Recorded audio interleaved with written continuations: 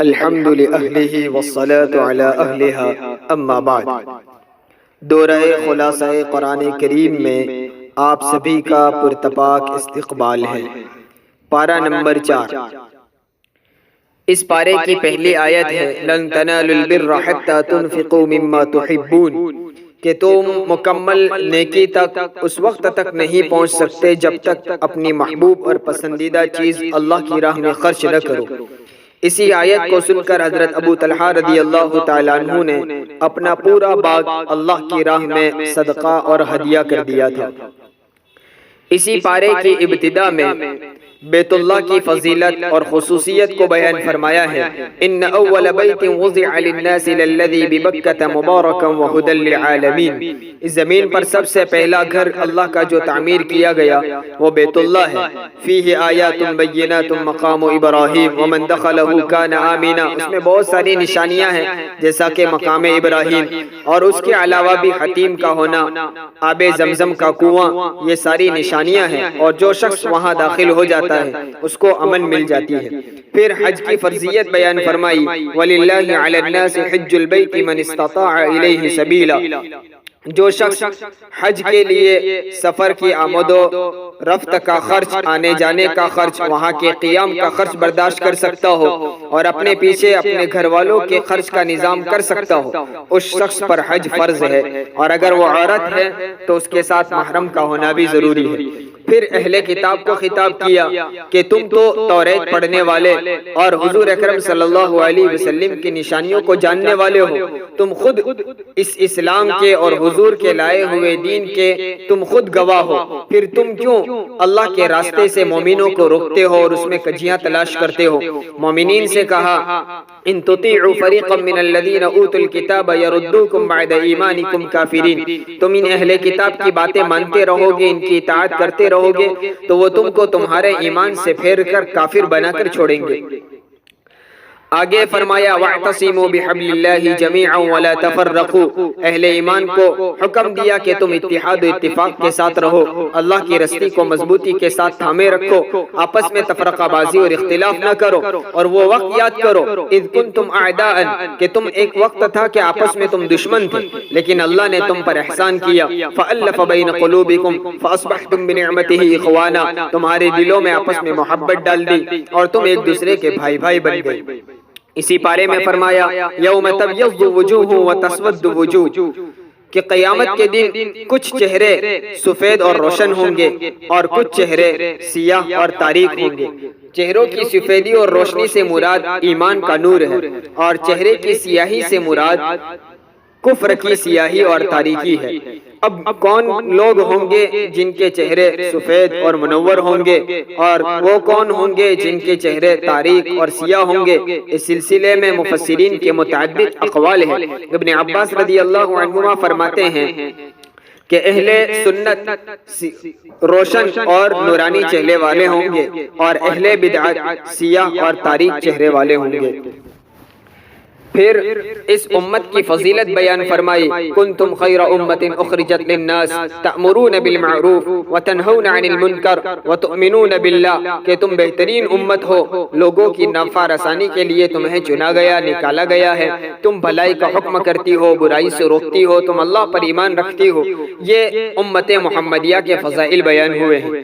آگے اس پارے میں پھر فرمایا یا ایھا الذین آمنوا لا تتخذوا بطانة من دونکم لا یألونکم خبالا، کہ تم اپنے مومن بھائیوں کے علاوہ دوسرے لوگوں کو اپنا بھیدی، اپنا جگری دوست نہ بناؤ، دوسروں سے اپنا قلبی تعلق نہ رکھو، وہ تو تم کو نقصان ہی پہنچانا چاہتے ہیں، وہ تم کو نقصان پہنچانے کے سلسلے میں کوئی دقیقہ نہیں چھوڑتے۔ وَدُّوا مَا عَنِتُّمْ، ان کی چاہت یہ ہے کہ وہ تم کو نقصان پہنچائے، اور ان کے اندر تمہارے متعلق کتنا بغض بھرا ہوا ہے کہ قَدْ بَدَتِ الْبَغْضَاءُ مِنْ أَفْوَاهِهِمْ وَمَا تُخْفِي صُدُورُهُمْ أَكْبَرُ، کہ کبھی ان کے چہروں سے وہ بغض ظاہر ہوتا ہے، اور جو بغض انہوں نے اپنے سینے میں چھپا رکھا ہے وہ تو ظاہر ہونے ہونے والے سے بھی زیادہ ہے۔ اس لیے اہل ایمان کو چاہیے کہ اپنے مومن بھائیوں سے تعلق اور محبت اور قلبی تعلق رکھے۔ غیروں سے ظاہری رکھ رکھاؤ، وقتی ضرورت کے پیش نظر تعلقات کا رکھنا، ماحول کو سازگار رکھنے کے لیے تعلقات رکھنا یہ درست ہے، لیکن قلبی تعلق اور قلبی محبت رکھنا اسلام اس چیز کی اجازت نہیں دیتا۔ پھر 3 بڑے غزوات کا ذکر ہے، غزوہ بدر، غزوہ احد اور حمراء الاسد۔ غزوہ بدر سن ہجری 2 میں پیش آیا، رمضان کا مہینہ 17 تاریخ سن ہجری 2 میں بدر کے کنویں کے پاس یہ غزوہ پیش آیا، جو حق اور باطل کے درمیان فرق کرنے والا غزوہ تھا۔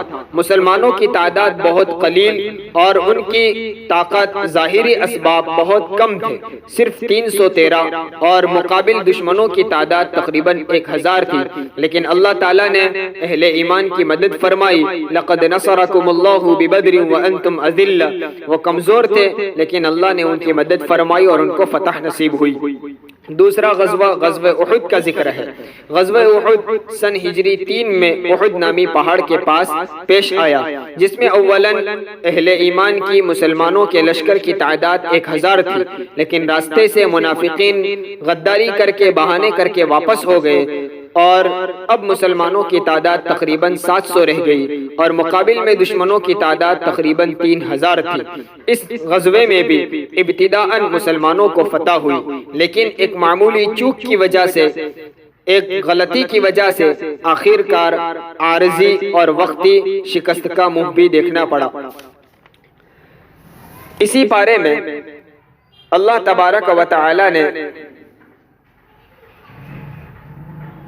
نیک لوگوں کے صفات، متقی لوگوں کے صفات بیان فرمائے ہیں۔ الذین ينفقون فی السراء والضراء، کہ متقی لوگ وہ ہیں جو اللہ کے راستے میں کبھی چھپ کر کبھی علانیہ خرچ کرتے ہیں، والکاظمین الغیظ، اپنے غصے کو دباتے اور برداشت کرتے ہیں، والعافین عن الناس، لوگوں کو معاف کرتے ہیں، والذین اذا فعلوا فاحشۃ او ظلموا انفسهم ذکروا اللہ فاستغفروا لذنوبهم، جب ان سے کوئی بے حیائی کی بات ہو جائے، کوئی گناہ ہو جائے تو فوراً اللہ کو یاد کرتے ہیں اور اپنے گناہوں کی معافی چاہتے ہیں، ولم یصروا علی ما فعلوا وهم یعلمون، اور اگر ان سے کوئی غلطی اور گناہ ہو جائے تو اس پر وہ اصرار نہیں کرتے، بار بار نہیں کرتے، بلکہ فوراً توبہ کر لیتے ہیں۔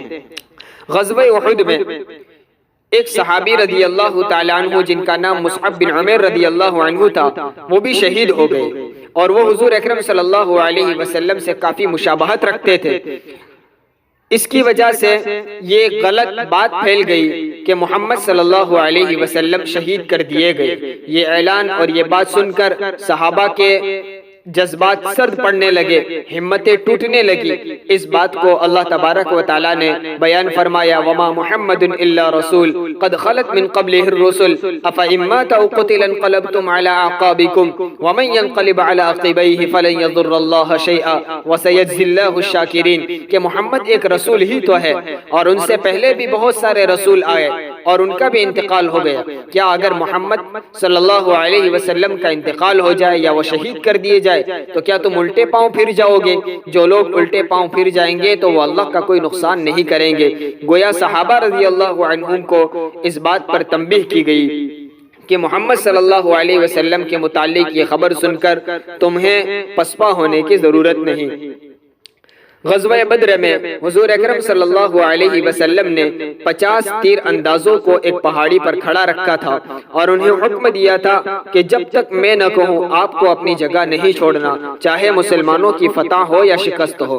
لیکن اللہ تبارک و تعالیٰ نے جیسا کہ فتح کا وعدہ کیا تھا اس کے مطابق اولاً مسلمانوں کو فتح ہوئی، اور اس فتح کو دیکھ کر، دشمنوں کو بھاگتے ہوئے دیکھ کر اور مسلمانوں کو مال غنیمت جمع کرتے ہوئے دیکھ کر یہ جماعت جو 50 افراد پر مشتمل تھی اپنی جگہ چھوڑ کر نکلنے لگی۔ ان کے امیر عبداللہ ابن جبیر رضی اللہ تعالیٰ عنہ نے انہیں حضور اکرم صلی اللہ علیہ وسلم کا حکم یاد بھی دلایا کہ آپ کو اپنی جگہ نہیں چھوڑنی، لیکن انہیں غلط فہمی ہوئی کہ اب غزوہ ختم ہو گیا، یہاں ٹھہرنے کی ضرورت نہیں۔ انہوں نے اپنی جگہ چھوڑ دی۔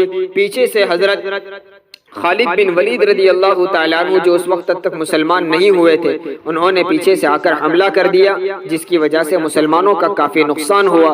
تقریباً 70 صحابہ شہید کیے گئے۔ اس مضمون کو اللہ رب العزت نے بیان فرمایا، وَلَقَدْ صَدَقَكُمُ اللَّهُ وَعْدَهُ إِذْ تَحُسُّونَهُم بِإِذْنِهِ حَتَّى إِذَا فَشِلْتُمْ وَتَنَازَعْتُمْ فِي الْأَمْرِ وَعَصَيْتُمْ مِن بَعْدِ مَا أَرَاكُمْ مَا تُحِبُّونَ۔ اور اللہ تبارک و تعالیٰ نے یہ بات بھی بیان کر دی کہ اگرچہ ظاہراً تمہاری اس غلط فہمی اور کی وجہ سے یہ مسلمانوں کو نقصان اٹھانا پڑا، لیکن اللہ تبارک و تعالیٰ نے اس کو بھی آزمائش بنایا تھا تاکہ منافقین کا نفاق اور سچے مسلمانوں کا اسلام ظاہر ہو جائے۔ ثم صرفکم عنہم لیبتلیکم، اور اللہ نے فرمایا وَلَقَدْ عَفَا عَنْكُمْ، اللہ نے تمہاری یہ غلطی بھی معاف فرما دی ہے۔ اسی بارے میں فرمایا کہ منافقین باتیں کیا کرتے تھے کہ ہماری بات مان لی ہوتی اور مدینہ سے باہر نکل کر یہ غزوہ نہ کیا ہوتا، جیسا کہ منافقین کا سردار عبداللہ ابن ابی کہتا تھا کہ مدینہ سے باہر جا کر ہمیں یہ جنگ نہیں کرنی ہے، لیکن اس کی رائے قبول نہیں کی گئی تھی۔ منافقین باتیں کرنے لگے کہ اگر ہماری بات مان لی ہوتی تو اس طرح تمہارا قتل نہ ہوتا۔ قرآن کریم میں اللہ رب العزت نے اسی پارے میں بیان فرمایا، قُلْ لَوْ كُنْتُمْ فِي بُيُوتِكُمْ لَبَرَزَ الَّذِينَ كُتِبَ عَلَيْهِمُ الْقَتْلُ إِلَى مَضَاجِعِهِمْ، آپ ان سے کہہ دو کہ اگر تم تمہارے گھروں میں بھی ہو اور تمہارے لیے تمہاری موت میدان قتال میں لکھ دی گئی ہو تو تمہاری موت تمہیں کھینچ کر میدان قتال تک لے آوے گی۔ مطلب یہ ہے کہ اللہ تبارک و تعالیٰ کی طرف سے موت کا وقت اور جگہ لکھی ہوئی ہے۔ ایسا نہیں ہے کہ میدان جہاد میں جانے سے کسی کی موت آ جائے اور پیچھے رہنے والے بچ جائے۔ جس کی موت لکھی ہوئی ہے وہ موت آ کر ہی رہتی ہے۔ اسی طرح اہل ایمان کو تنبیہ کی گئی، یا ایھا الذین آمنوا لا تکونوا کالذین کفروا وقالوا لإخوانهم إذا ضربوا في الأرض أو كانوا غزا لو كانوا عندنا ما ماتوا وما قتلوا ليجعل الله ذلك حسرة في قلوبهم۔ مومنوں کو کہا کہ تم ان کافروں کی طرح نہ ہو۔ ان کا حال کیا تھا کہ جب ان کے کوئی افراد، ان کی جماعت کے لوگ سفر میں جائیں یا میدان قتال میں جاتے، وہاں ان کو موت آ جاتی یا قتل کر دیے جاتے تو وہ آپس میں باتیں کرتے ہیں کہ وہ اگر ہمارے پاس رہتے، اس سفر پر نہ نکلتے تو ان کی موت نہ آتی۔ اللہ رب العزت نے فرمایا تم ان کی طرح باتیں نہ کرو۔ اللہ نے تو ان کے دلوں میں حسرت اور غم کو بڑھانے کے لیے ان کو ان باتوں میں مشغول کر دیا۔ حقیقت تو یہ ہے واللہ یحیی و یمیت، اللہ ہی زندگی دینے والا اور اللہ ہی موت دینے والا ہے۔ اور اہل ایمان کو خوشخبری دی اور تسلی دی کہ اگر تم اللہ کے راستے میں شہید کر بھی دیے جاؤ، تمہاری موت بھی آ جائے، وَلَئِن قُتِلْتُمْ فِي سَبِيلِ اللَّهِ أَوْ مُتُّمْ لَمَغْفِرَةٌ مِّنَ اللَّهِ وَرَحْمَةٌ خَيْرٌ مِّمَّا يَجْمَعُونَ، تو تمہارا یہ شہید ہو جانا، اللہ کی راہ میں مر جانا، یہ اللہ کی طرف سے ملنے والی مغفرت اور رحمت ہے جو ان چیزوں سے بہتر ہے جن کو یہ منافقین جمع کرتے ہیں۔ پھر اسی غزوے کے متعلق یہ بیان کیا کہ اہل ایمان سے اگرچہ ایک چوک اور غلطی ہوئی، لیکن حضور اکرم صلی اللہ علیہ وسلم نے ان کے ساتھ نرمی کا معاملہ کیا، ان کے ساتھ سخت مزاجی نہیں کی۔ فَبِمَا رَحْمَةٍ مِّنَ اللَّهِ لِنْتَ لَهُمْ، یہ حضور کے اعلیٰ صفات کو بیان فرمایا۔ وَلَوْ كُنْتَ فَظًّا غَلِيظَ الْقَلْبِ لَانفَضُّوا مِنْ حَوْلِكَ، اگر حضور صحابہ کے ساتھ، اہل ایمان کے ساتھ سخت مزاجی سے پیش آتے، تندخو ہو جاتے، تو بہت ممکن تھا کہ وہ آپ کے ارد گرد سے ہٹ جاتے۔ اللہ تبارک و تعالیٰ نے حضور اکرم صلی اللہ علیہ وسلم کے یہ نیک صفات بیان فرمائے اور اہل ایمان کو تنبیہ کر دی، ان ینصرکم اللہ فلا غالب لکم وان یخذلکم فمن ذا الذی ینصرکم من بعدی، اگر اللہ تمہاری مدد کرے تو تم پر کوئی غالب نہیں آ سکتا، اور اگر اللہ طے کر لے کہ تم کو ذلیل کرنا ہے، تمہیں نقصان پہنچانا ہے، تو پھر کون ہوتا ہے جو اللہ کے اس فیصلے کے بعد اور اللہ کی دی ہوئی اس شکست اور رسوائی کے بعد تمہاری مدد کر سکے۔ اسی پارے میں فرمایا انہی منافقین کو کہ قل فدرؤوا عن انفسکم الموت ان کنتم صادقین، جو منافقین کہتے ہیں کہ ہمارے پاس رہو، ہمارے پاس رک جاؤ اور تم میدان جہاد میں نہ جاؤ ورنہ قتل کر دیے جاؤ گے۔ اللہ رب العزت نے فرمایا کہ ان سے کہہ دو کہ تم خود تمہاری موتوں سے بچ کر دکھاؤ، اگر تم اپنی بات میں سچے ہو تو تم خود موت سے بچ کر دکھلاؤ۔ حقیقت تو یہ ہے کہ موت تم کو بھی آنے والی ہے۔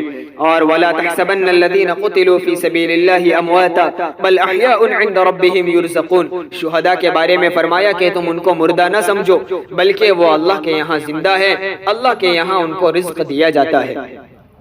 پھر الذین استجابوا للہ والرسول من بعد ما اصابهم القرح للذین احسنوا منهم واتقوا اجر عظیم. یہاں سے غزوہ حمراء الاسد کو بیان کیا ہے. غزوہ احد میں اگرچہ ظاہراً اہل ایمان کی شکست ہوئی، عارضی شکست ہوئی اور کافروں کا غلبہ ہوا، لیکن اس کے باوجود کافر اپنے میدان کو چھوڑ کر بھاگنے لگے. راستے میں انہیں خیال ہوا کہ آخر میں تو ہمارا غلبہ تھا، پھر خامخواہ ہم میدان چھوڑ کر بھاگ گئے، پھر سے ہمیں پلٹ کر دوبارہ حملہ کرنا چاہیے. انہوں نے پلٹ کر حملہ کرنا چاہا. حضور اکرم صلی اللہ علیہ وسلم کو پتہ چلا، آپ نے ان کا تعاقب کیا اور آپ حمراء الاسد نامی جگہ تک ان کے تعاقب کے لیے گئے. انہی صحابہ رضی اللہ تعالی عنہ جو ابھی غزوہ احد میں زخم خوردہ تھے، حضور اکرم صلی اللہ علیہ وسلم کے اس اعلان پر انہوں نے لبیک کہا. اس آیت میں اللہ تبارک و تعالی نے ان کی تعریف بیان فرمائی ہے.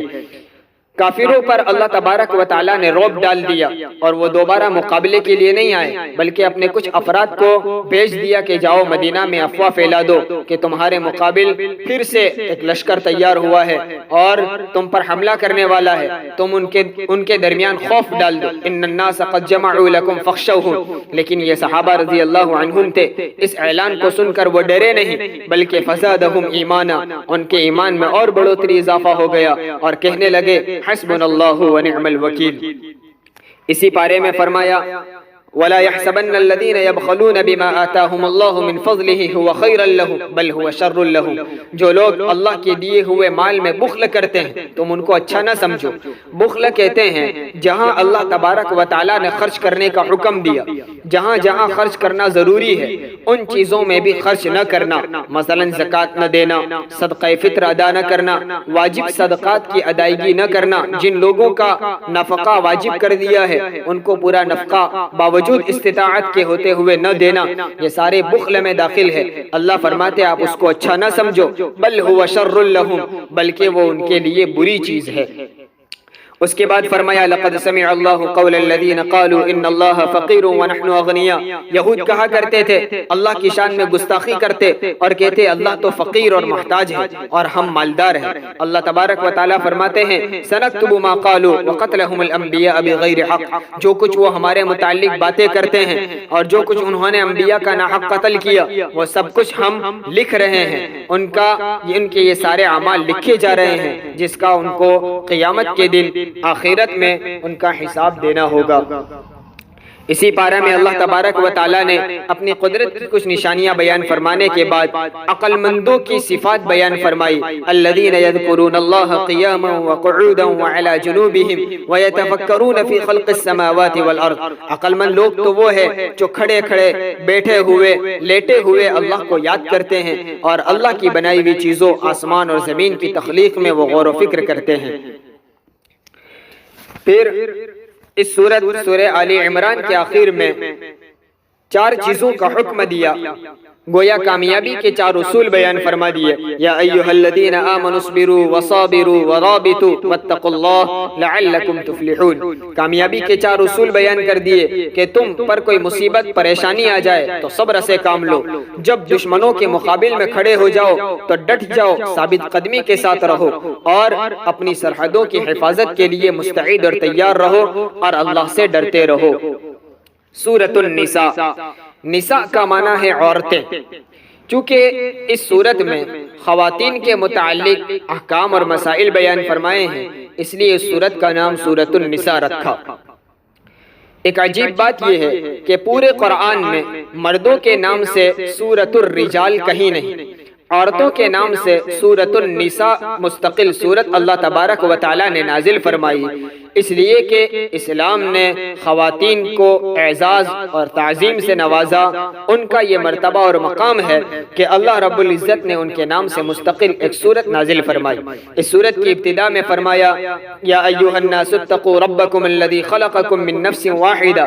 اللہ تبارک و تعالیٰ نے تم سب کو ایک ہی نفس یعنی آدم سے پیدا کیا. وخلق منها زوجها، آدم سے ان کی بیوی حضرت حوا علیہ السلام کو پیدا کیا اور پھر ان دونوں کے ذریعے سے پوری دنیا میں بے شمار انسانوں کو، مردوں اور عورتوں کو پھیلا دیا. اس صورت میں ایک حکم دیا وَآتُوا الْيَتَامَى أَمْوَالَهُمْ، یتیموں کا مال ان کو دے دیا کرو، وَلَا تَتَبَدَّلُوا الْخَبِيثَ بِالطَّيِّبِ، اور ان کے مال میں سے عمدہ مال لے کر گھٹیا مال دے دینا، عمدہ کے مقابلے میں ردی سے بدل دینے کی بھی آپ کوتاہی اور اس کا گناہ، یہ بات اپنے عمدہ مال کو، ان کے عمدہ مال کو لے کر اپنا ردی مال دے دینا، یہ بھی تمہارے لیے گناہ ہے۔ پھر تعدد ازدواج کو بیان فرمایا وَإِنْ خِفْتُمْ أَلَّا تُقْسِطُوا فِي الْيَتَامَى فَانكِحُوا مَا طَابَ لَكُم مِّنَ النِّسَاءِ مَثْنَىٰ وَثُلَاثَ وَرُبَاعَ، کہ اگر تم ایک سے زائد نکاح کرنا چاہتے ہو تو 2 عورتیں، 3 عورتیں یا 4 عورتیں بیک وقت رکھنے کی اجازت ہے، لیکن شرط یہ ہے کہ تم ان عورتوں کے درمیان انصاف کے ساتھ کام لو اور ان کے حقوق کی ادائیگی کی استطاعت بھی رکھتے ہو۔ اگر تم ان کے حقوق ادا نہیں کر سکتے یا ان کے درمیان انصاف قائم نہیں کر سکتے تو پھر ایک سے زائد نکاح کے بجائے ایک ہی پر اکتفا بہتر ہے۔ اور فرمایا وَآتُوا النِّسَاءَ صَدُقَاتِهِنَّ نِحْلَةً، عورتوں کی ان کے مہر کا حق خوشی خوشی ادا کر دیا کرو۔ اس پارے میں اللہ تبارک و تعالیٰ نے یہ بات بھی بیان فرمائی ان الذین یأکلون اموال الیتامی ظلما انما یأکلون فی بطونہم نارا، جو لوگ یتیموں کا مال ناحق کھاتے ہیں، ظلماً کھاتے ہیں، وہ حقیقت میں اپنے پیٹ میں آگ بھرتے ہیں۔ اور اس کے بعد پوری ایک رکوع میں یوصیکم اللہ فی اولادکم میں وصیت میراث کے مسائل کو بیان کیا، اولاد کی میراث، والدین کی میراث، شوہر کی میراث، بیوی کی میراث، ان سارے میراث کے مسائل کو بیان فرمایا ہے۔ اسی صورت میں حکم دیا یا ایھا الذین آمنوا لا یحل لکم ان ترثوا النساء کرہا، کہ تمہارے لیے حلال نہیں کہ تم عورتوں کے مال کو جبرن اور زبردستی لوٹ لو، ہڑپ کر لو، یہ تمہارے لیے حلال نہیں ہے۔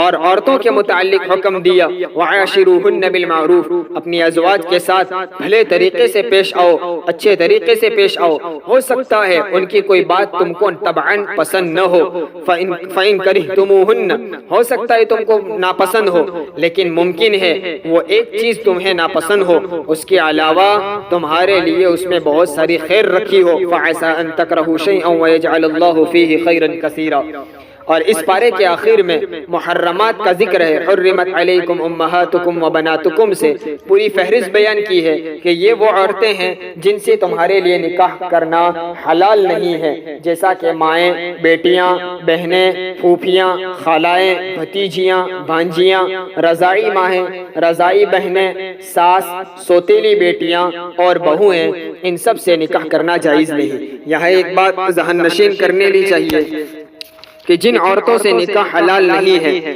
وہ 3 باتوں کی بنیاد پر، 3 قسم کے رشتوں کی بنیاد پر نکاح کرنا حلال نہیں۔ ایک تو نسبی رشتہ یعنی خونی رشتہ، نمبر 2 رضاعت یعنی دودھ پینے کی وجہ سے جو رشتہ قائم ہوتا ہے اس کی وجہ سے نکاح حلال نہیں، اور تیسرا رشتہ مصاہرت کا یعنی شادی کرنے کی وجہ سے جو رشتہ قائم ہوتا ہے، ان رشتوں کی بنیاد پر بھی بعض عورتوں سے نکاح حلال نہیں۔ یہ چوتھے پارے کا مختصر خلاصہ تھا۔ اللہ تبارک و تعالی قرآن کا صحیح فہم ہمیں عطا فرمائے، اس پر عمل کرنے کی توفیق عطا فرمائے، آمین۔